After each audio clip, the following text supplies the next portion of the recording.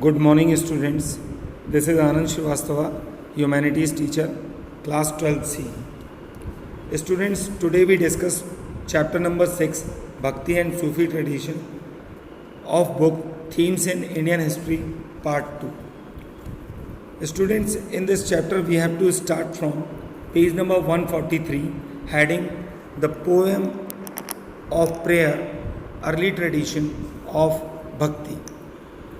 तो अभी तक हमने जो देखा वो ये देखा पूरे चैप्टर में कि सोसाइटी जो है डिफरेंट कल्ट्स में बटी हुई है और अलग अलग तरह से लोग पूजा पाठ कर रहे हैं. ब्राह्मणिकल टेक्स्ट जो है वो सबसे इम्पॉर्टेंट टेक्स्ट माना गया है और कई सारे लोग अनटचेबल भी हैं. अब जब आप poems of prayer, early tradition और भक्ति की बात करेंगे तो इसमें वो बताएगा कि अगर आप देखें तो जो उस टाइम में पोएट हैं, सेंट्स हैं, वो इमर्ज हुए हैं लीडर्स के फॉर्म में around the developed community of devotees. और इस भक्ति में वो लोग ब्राह्मणिकल टेक्स्ट को इम्पोर्टेंस देते हैं. साथ ही साथ वो ये बताते हैं कि जो ब्राह्मणों ने हम लोगों को बोला है उसको हमें फॉलो करना चाहिए. उनकी ऑर्थोडॉक्सी जो लोअर कास्ट और वुमेंस को लेकर के है वो भी वो एक्सप्लेन करते हैं. अब अगर हम इसके सेकंड पैरा को देखें तो ये सेकंड पैरा हमको निगुणा और सरगुणा भक्ति के बारे में बताता है. सगुणा भक्ति वो है जो एट्रीब्यूट के साथ की जाती है और निर्गुणा भक्ति वो है जो नॉन एट्रीब्यूट के साथ होती है. सगुणा भक्ति में हम शिव विष्णु के अवतारों की पूजा करते हैं और अलग अलग तौर से भगवान को मानते हैं, अलग अलग गॉडेसेस की पूजा करते हैं. जबकि निर्गुणा भक्ति में आपको ऐसा सब कुछ करने की ज़रूरत नहीं है, आप किसी एक भगवान की एब्स्ट्रैक्ट फॉर्म की पूजा कर सकते हैं. अब अगर हम एक केस देखें जो कि उन्होंने 2.1 में दिया है, the Alvars and Nayanars of Tamil Nadu. तो कुछ भक्ति मूवमेंट ऐसे थे शुरुआती दौर के जो अलवर्स, जिनको हम बोलें 6th सेंचुरी में तमिलनाडु में ये दोनों कास्ट पाई जाती थी. अलवर्स जो थे वो इमेंस डिवोशन में रहते थे विष्णु के साथ, एंड नैनार्स जो थे वो शिवा का डिवोशन करते थे. दैट मीन्स दो अलग अलग लोग थे, दो अलग अलग ग्रुप थे. एक विष्णु भगवान को माना करते थे और एक शिव भगवान को. अगर आप अलवर और नैनार्स की हिस्ट्री के बारे में देखना चाहते हैं तो आप पूरे इंडिया को ट्रैवल करेंगे तो आपको कई सारे श्राइन्स, प्लेसेस ऐसे मिलेंगे जहाँ पर आपने देखा होगा कि बड़े बड़े टेम्पल्स उन्होंने बनाए हुए हैं. ठीक है. These temples developed as the center of pilgrimage. Singing compositions of these poet saints become part of the temple rituals in these shrines, as did worship of the saints' images. अब अगर हम बात करें एटीट्यूड्स टुवर्ड द कास्ट, आपको ये page number 144 पर heading मिलेगी. तो कास्ट के लिए क्या एटीट्यूड था, तो अलवर और नैनास जो थे वो कास्ट सिस्टम के अगेंस्ट प्रोटेस्ट करते थे. वो ब्राह्मणास के डोमिनेशन को नहीं मानते थे. वो चाहते थे कि कम से कम डोमिनेशन होना चाहिए. ठीक है. To some extent this is corporated by the fact that bhaktas hail from diverse social background ranging from brahmanas to artisan and cultivators and from caste considered untouchable. अब अगर हम आगे देखें तो अलवर और नैनार्स के जो ट्रेडिशन है उसमें इम्पोर्टेंट ये था कि ये सारे कई मामलों में हम देखें तो इनके जो वर्क थे वो इंडिकेट किए जाते थे वेदास के अकॉर्डिंग. यानी वो कुछ काम ऐसे भी होते थे जो वेदास के हिसाब से करते थे. जिसमें एक कंपोजिशन है जो अलवर्स ने लिखा, वो है नलायरा दिव्य प्रबंधम, जो कि सबसे इम्पोर्टेंट है. नाउ अगर हम वुमेन डिवोटीज़ की बात करें तो वुमेन डिवोटीज़ की बात में हमें देखने को मिलता है कि अंदल नाम की एक डिवोटी हैं, वो अपने आप को विष्णु के साथ लव में, बिलव्ड ऑफ विष्णु शो करती हैं. Her verses express her love for the deity. Another women Karaikal Ammaiyar, a devotee of Shiva, adopted the path of extreme asceticism in order to attain her goal. अच्छा, एक इम्पॉर्टेंट बात थी, ये उस तरह की वोमेंस नहीं थी जो वोमेन अपनी लाइफ को रनाउंस कर देती हैं और उसके बाद नन बन जाती हैं या फिर वो भिक्षुणी बन जाती हैं. ये ऐसी वोमेन थी जिन्होंने आपके जो पैट्रियार्कियल नॉर्म्स थे सोसाइटी के, या जो सोसाइटी की आधारशिलाएँ थी, उनको अपोज किया। सोसाइटी के सिस्टम्स को नहीं माना, बट लेकिन वो नन्स वगैरह भी नहीं बने। अब अगर हम देखें रिलेशंस विद द स्टेट, तो स्पेशली इसमें आपको पल्लवास और पांड्यास रूलर्स के बारे में पढ़ने को मिलेगा कि उस टाइम जो साधु संत थे, इन लोगों के स्टेट के साथ किस तरह के रिलेशन हुआ करते थे। तो देखें कि second half of the first millennium, there is a evidence for state including those of Pallavas and Pandyas. While Buddhism and Jainism had been prevalent in this region for several centuries, drawing support from merchant and artisan community, these religious traditions received occasional royal patronage. Tamil Bhakti Hymens is the poet opposition to the Jain and Buddhism.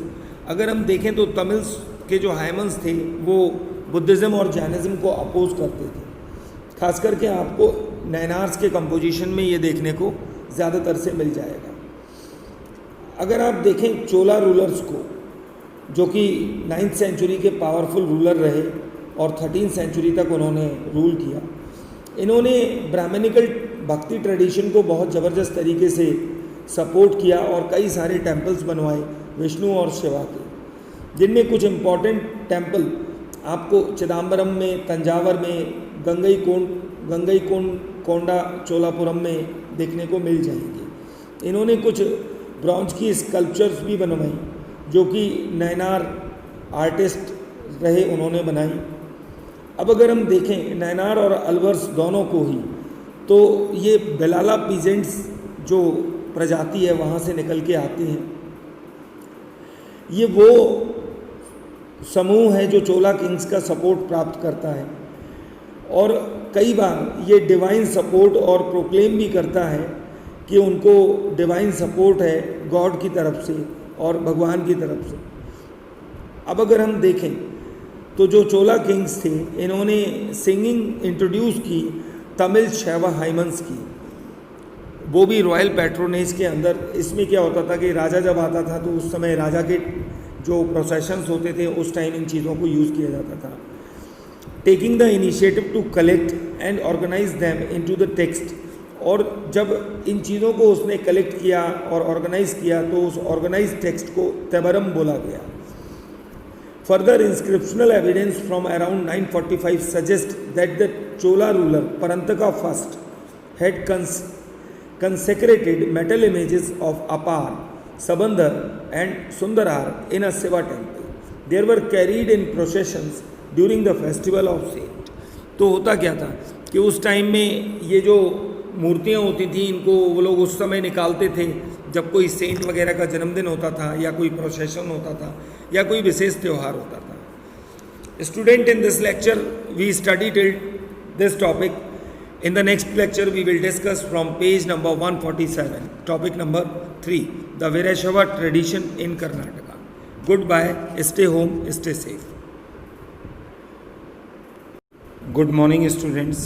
This is Anand Srivastava, humanities teacher, class 12C. Students, today we discuss chapter number 6, Bhakti and Sufi tradition of book Themes in Indian History, part 2.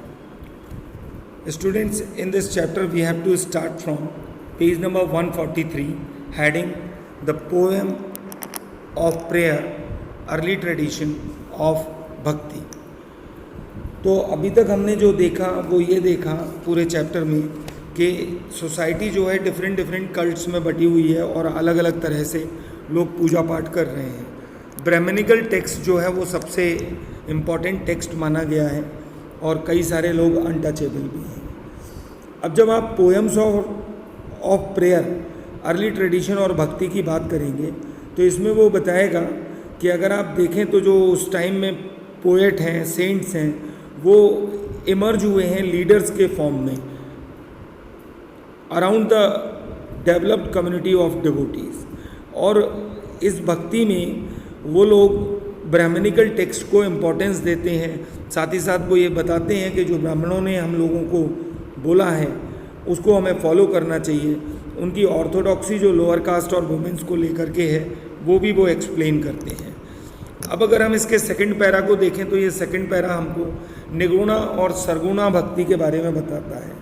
Saguna भक्ति वो है जो attribute के साथ की जाती है और निर्गुणा भक्ति वो है जो नॉन एट्रीब्यूट के साथ होती है। सगुणा भक्ति में हम शिव विष्णु के अवतारों की पूजा करते हैं और अलग अलग तौर से भगवान को मानते हैं, अलग अलग गॉडेसेस की पूजा करते हैं। जबकि निर्गुणा भक्ति में आपको ऐसा सब कुछ करने की ज़रूरत नहीं है, आप किसी एक भगवान की एब्स्ट्रैक्ट फॉर्म की पूजा कर सकते हैं। अब अगर हम एक केस देखें जो कि उन्होंने 2.1 में दिया है, the Alvars and Nayanars of Tamil Nadu. तो कुछ भक्ति मूवमेंट ऐसे थे शुरुआती दौर के जो अलवर्स, जिनको हम बोलें 6th सेंचुरी में तमिलनाडु में ये दोनों कास्ट पाई जाती थी।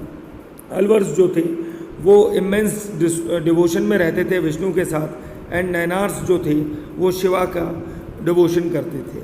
दैट मीन्स दो अलग अलग लोग थे, दो अलग अलग ग्रुप थे, एक विष्णु भगवान को माना करते थे और एक शिव भगवान को। अगर आप अलवर और नैनार्स की हिस्ट्री के बारे में देखना चाहते हैं तो आप पूरे इंडिया को ट्रैवल करेंगे तो आपको कई सारे श्राइन्स, प्लेसेस ऐसे मिलेंगे जहाँ पर आपने देखा होगा कि बड़े बड़े टेम्पल्स उन्होंने बनाए हुए हैं। ठीक है, these temples developed as the center of pilgrimage. Singing compositions of these poet saints become part of the temple rituals in these shrines, as did worship of the saints' images. अब अगर हम बात करें एटीट्यूड्स टुवर्ड द कास्ट, आपको ये page number 144 पर heading मिलेगी। तो कास्ट के लिए क्या एटीट्यूड था, तो अलवर और नैनास जो थे वो कास्ट सिस्टम के अगेंस्ट प्रोटेस्ट करते थे। वो ब्राह्मणास के डोमिनेशन को नहीं मानते थे, वो चाहते थे कि कम से कम डोमिनेशन होना चाहिए। ठीक है, to some extent this is corporated by the fact that bhaktas hail from diverse social background ranging from brahmanas to artisan and cultivators and from caste considered untouchable. अब अगर हम आगे देखें तो अलवर और नैनार्स के जो ट्रेडिशन है उसमें इम्पोर्टेंट ये था कि ये सारे कई मामलों में हम देखें तो इनके जो वर्क थे वो इंडिकेट किए जाते थे वेदास के अकॉर्डिंग, यानी वो कुछ काम ऐसे भी होते थे जो वेदास के हिसाब से करते थे। जिसमें एक कंपोजिशन है जो अलवर्स ने लिखा, वो है नलायरा दिव्य प्रबंधम, जो कि सबसे इम्पोर्टेंट है। नाउ अगर हम वुमेन डिवोटीज़ की बात करें तो वुमेन डिवोटीज़ की बात में हमें देखने को मिलता है कि अंदल नाम की एक डिवोटी हैं, वो अपने आप को विष्णु के साथ लव में, बिलव्ड ऑफ विष्णु शो करती हैं। Her verses express her love for the deity. Another women Karaikal Ammaiyar, a devotee of Shiva, adopted the path of extreme asceticism in order to attain her goal। अच्छा, एक इम्पॉर्टेंट बात थी, ये उस तरह की वोमेंस नहीं थी जो वोमेन अपनी लाइफ को रनाउंस कर देती हैं और उसके बाद नन बन जाती हैं या फिर वो भिक्षुणी बन जाती हैं। ये ऐसी वोमेन थी जिन्होंने आपके जो पैट्रियार्कियल नॉर्म्स थे सोसाइटी के, या जो सोसाइटी की आधारशिलाएँ थीं, उनको अपोज किया। सोसाइटी के सिस्टम्स को नहीं माना, बट लेकिन वो नन्स वगैरह भी नहीं बने। अब अगर हम देखें रिलेशंस विद द स्टेट तो स्पेशली इसमें आपको पल्लवास और पांड्यास रूलर्स के बारे में पढ़ने को मिलेगा कि उस टाइम जो साधु संत थे इन लोगों के स्टेट के साथ किस तरह के रिलेशन हुआ करते थे। तो देखें कि second half of the first millennium there is a evidence for state including those of Pallavas and Pandyas, while Buddhism and Jainism had been prevalent in this region for several centuries, drawing support from merchant and artisan community. These religious traditions received occasional royal patronage. Tamil Bhakti Hymens is the poet opposition to the Jain and Buddhism। अगर हम देखें तो तमिल के जो हाइमन्स थे वो Buddhism और Jainism को अपोज करते थे। खास करके आपको नैनार्स के कंपोजिशन में ये देखने को ज़्यादातर से मिल जाएगा। अगर आप देखें चोला रूलर्स को जो कि 9th सेंचुरी के पावरफुल रूलर रहे और 13th सेंचुरी तक उन्होंने रूल किया। इन्होंने ब्राह्मणिकल भक्ति ट्रेडिशन को बहुत ज़बरदस्त तरीके से सपोर्ट किया और कई सारे टेम्पल्स बनवाए विष्णु और शिवा के, जिनमें कुछ इम्पॉर्टेंट टेम्पल आपको चिदम्बरम में, तंजावर में, गंगईकोंडा चोलापुरम में देखने को मिल जाएंगे। इन्होंने कुछ ब्रॉन्ज की स्कल्पचर्स भी बनवाई जो कि नैनार आर्टिस्ट रहे, उन्होंने बनाई। अब अगर हम देखें नैनार और अलवर्स दोनों को ही, तो ये बेलाला पीजेंट्स जो प्रजाति है वहाँ से निकल के आती हैं। ये वो समूह है जो चोला किंग्स का सपोर्ट प्राप्त करता है और कई बार ये डिवाइन सपोर्ट और प्रोक्लेम भी करता है कि उनको डिवाइन सपोर्ट है गॉड की तरफ से और भगवान की तरफ से। अब अगर हम देखें तो जो चोला किंग्स थे, इन्होंने सिंगिंग इंट्रोड्यूस की तमिल शैव हाइमन्स की, वो भी रॉयल पैट्रोनेज के अंदर। इसमें क्या होता था कि राजा जब आता था तो उस समय राजा के जो प्रोसेशंस होते थे उस टाइम इन चीज़ों को यूज़ किया जाता था। Taking the initiative to collect and organise them into the text, और जब इन चीज़ों को उसने कलेक्ट किया और ऑर्गेनाइज किया तो उस ऑर्गेनाइज टेक्स्ट को तेबरम बोला गया। Further inscriptional evidence from around 945 suggest that the Chola ruler Parantaka first had consecrated metal images of Apar, Sabandhar and Sundarar in a Shiva temple. They were carried in processions during the festival of Saint. तो होता क्या था कि उस time में ये जो मूर्तियाँ होती थी, इनको वो लोग उस समय निकालते थे जब कोई सेंट वगैरह का जन्मदिन होता था या कोई प्रोसेशन होता था या कोई विशेष त्यौहार होता था। Student, in this lecture we study till this topic. In the next lecture, we will discuss from page number 147, topic number 3, the Vireshava tradition in Karnataka. Goodbye, stay home, stay safe.